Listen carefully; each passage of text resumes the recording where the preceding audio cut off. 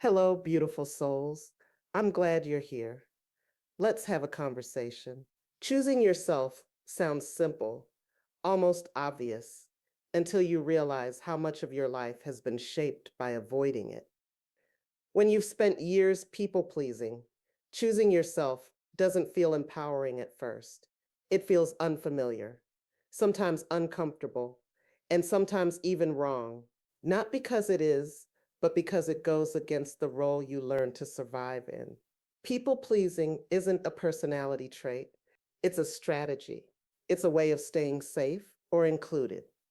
It can also be a way of minimizing friction in environments where your needs felt inconvenient, excessive, or risky. So you learn to read the room, anticipate reactions, and adjust yourself before anyone asked. And over time, that adjustment became automatic. Here's what often gets missed: people pleasing isn't about being kind, it's about being careful. Careful with your tone and your needs. Also, you learn to be careful with how much space you take. And when you've lived this way long enough, you stop noticing the cost because it feels normal. Choosing yourself after years of people pleasing doesn't begin with bold declarations. It begins with quiet resistance. You pause instead of immediately agreeing. You sit with the discomfort of disappointing someone. You notice the urge to explain and choose not to. Those moments are small, but they're not insignificant. They are identity shifts. One of the hardest parts of choosing yourself is realizing how often you've been negotiating your needs internally without anyone asking. You didn't wait for someone to say no, you preemptively minimized.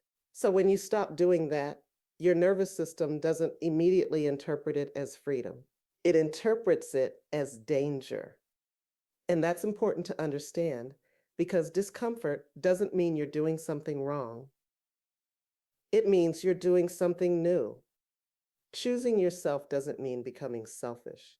It means becoming honest, honest about what you want, and honest about what drains you, honest about what you are no longer willing to carry quietly. And honesty changes the dynamics, not because you're suddenly difficult, but because you're no longer accommodating at your own expense. Here's something that often surprises people in this phase. When you stop people pleasing, some relationships shift, not because you've changed your values, but because the relationship was built on access to your self abandonment. That can be uncomfortable. Choosing yourself also means letting go of the belief that being agreeable is the same as being good. Know this: you can be compassionate and boundaried. You can be kind and clear. You can care deeply without centering everyone else's comfort. Those things are not opposites, they're maturity.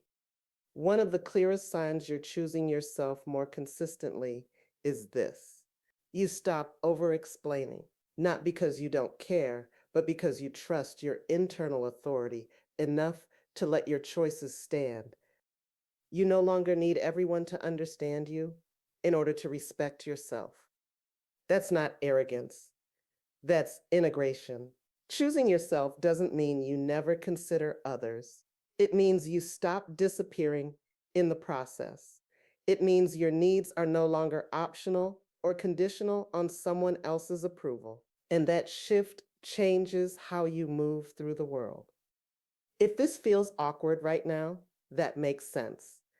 Because choosing yourself after years of people pleasing isn't about becoming louder, it's about becoming steadier, less reactive, less apologetic, more rooted. It's about letting your yes mean yes and your no exist without justification. Real talk: this is becoming her work, not the version of you that proves her worth through accommodation, but the version who trusts herself enough to stand where she is. If this landed for you, you're responding to something you've known for a while. And conversations like this exist to help you name it without rushing it.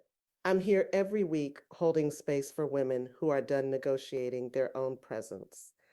If you want to stay in this conversation, I'd love to have you here. Please subscribe.